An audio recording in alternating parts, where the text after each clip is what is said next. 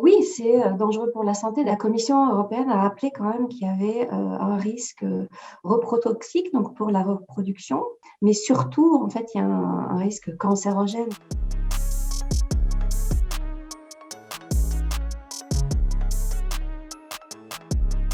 L'Inde s'en sert comme un désinfectant. En fait, ça permet de prévenir toute contamination bactériologique.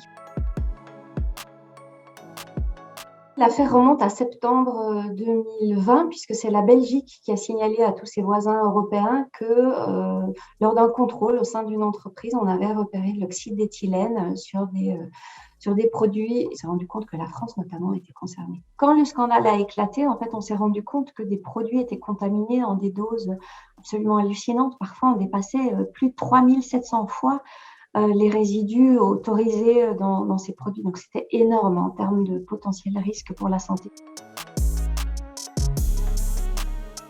Au début, le scandale ne concernait que les graines de sésame, même si elles étaient parties un peu partout, y compris dans des plats transformés.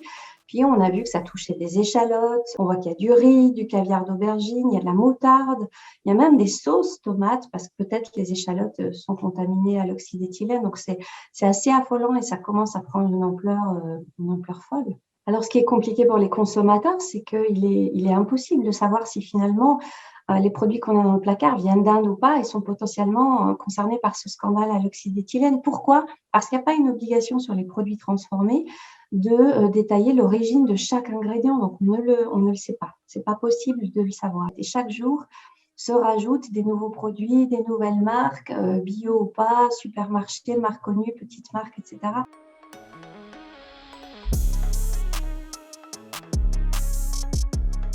Comme cette substance était interdite, eh bien, tout simplement, elle ne faisait pas partie de leur plan de surveillance. Donc, ils n'ont jamais vraiment vérifié si leur produit était conforme ou pas, si potentiellement il pouvait être contaminé.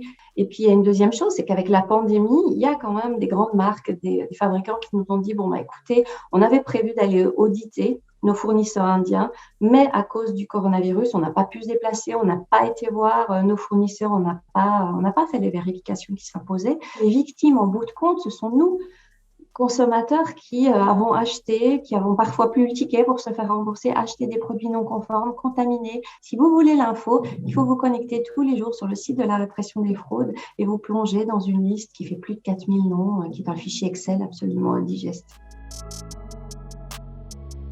La France, elle, a monté le curseur beaucoup plus haut et a vérifié 100% des lots qui entraient. Donc ça, c'est bien. Il y a eu plus de contrôle. Mais on le voit maintenant, ça dépasse largement le seul rayon du sésame. Malheureusement, ça concerne des tas de produits.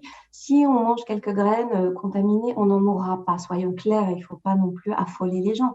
Mais par contre, l'accumulation au fil des années pose question. Tout le monde est à pied d'œuvre maintenant. Les laboratoires sont débordés par les demandes, vous pensez bien.